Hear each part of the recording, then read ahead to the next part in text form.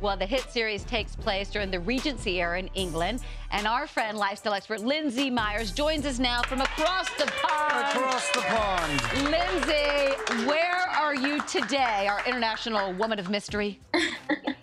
I am standing in Bath, England, the birthplace of Bridgerton.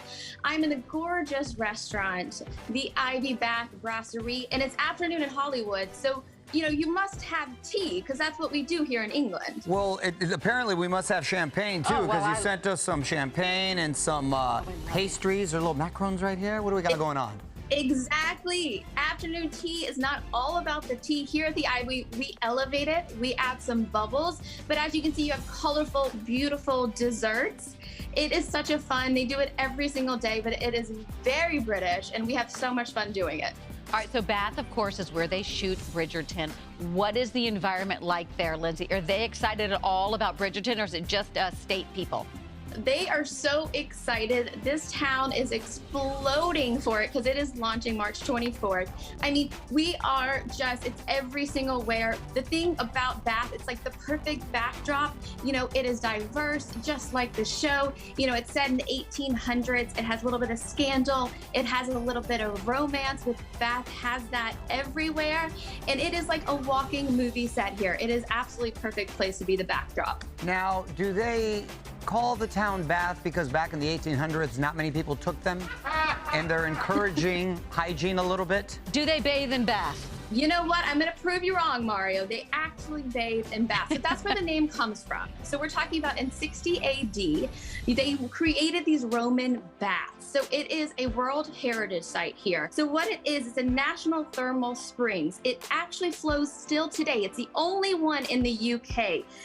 They came from everywhere to bathe and to worship the goddesses and to get clean, Mario. They did clean. No, that's where they get cleaned up. Get clean. Did you go to any of the Roman baths? Oh my gosh, so you can't actually get in the ancient Roman baths, but Thermae Spa is absolutely gorgeous. They use the exact same water, that exact same, natural thermal water. It's heated, they have spas, they have multiple pools, which is using that heated water that comes from the earth, and you can overlook the entire city. It has 42 minerals in the water, and you can swim like the Romans did 2,000 years ago. How's the fashion over there? Because Bridgerton is all about the high fashion. Oh my gosh, I always wanted to try on the gowns. I mean, who doesn't? So the Fashion Museum here in Bath is really cool. So it has fashion from the 18th century all the way to modern day, and you can actually try on dresses. I got to try one. I got to have my Bridgerton moments. It was so fun, and those dresses are really heavy. They look it. They also have the assembly rooms there at the Fashion Museum, which is where they shot the Bridgerton, the galas, the big social settings. So you have a lot to offer there at the Fashion Museum. It was such an amazing time. Well, aside from Bridgerton, Bath, of course, is famous for being the home of Frankenstein, correct? Whoa. That is right. So a lot of people have heard of Frankenstein, but a lot have not heard of Mary Shelley. So Mary Shelley actually wrote Frankenstein in 1816 at the age of 19 here in Bath. So she was ahead of her time.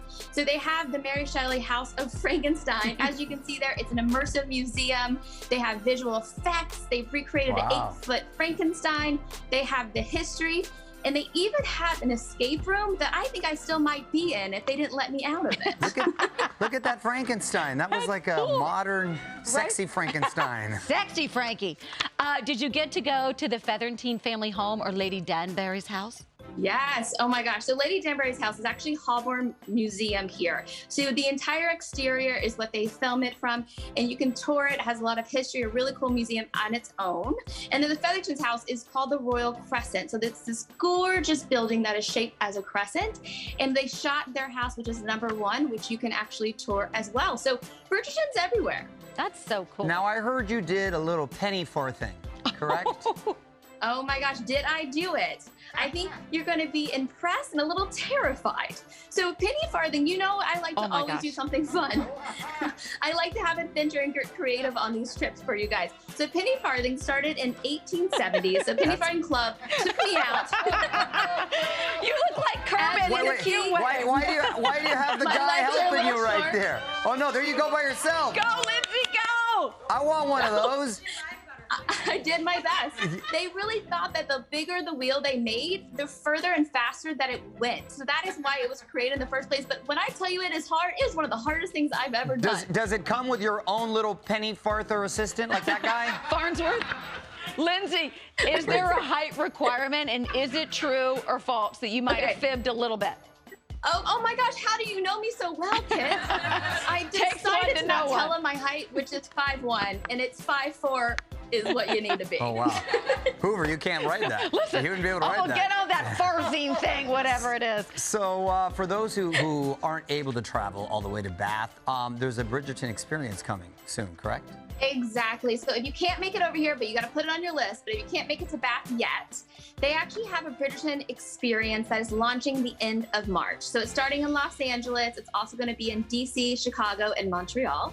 It is an immersive experience. It's called the Queen's Ball. So you actually get to attend a gala. You get to get dressed up. There's the music, the food, the atmosphere. It is the way for you to feel like you are a part of this show. I mean, I feel like we have a gala in our future. What do you think? Oh, we're in. You know what I think? I think you need to work on your penny farthing. That's what I think. I think you nailed it, But Lindsay. thank you so much, Lindsay. Hope. Thank you so much. Salute to you. And listen, season 2 of Bridgerton premieres March 25th on Netflix. And for more great travel tips, just visit Lindsay's website and get lost with Lindsay.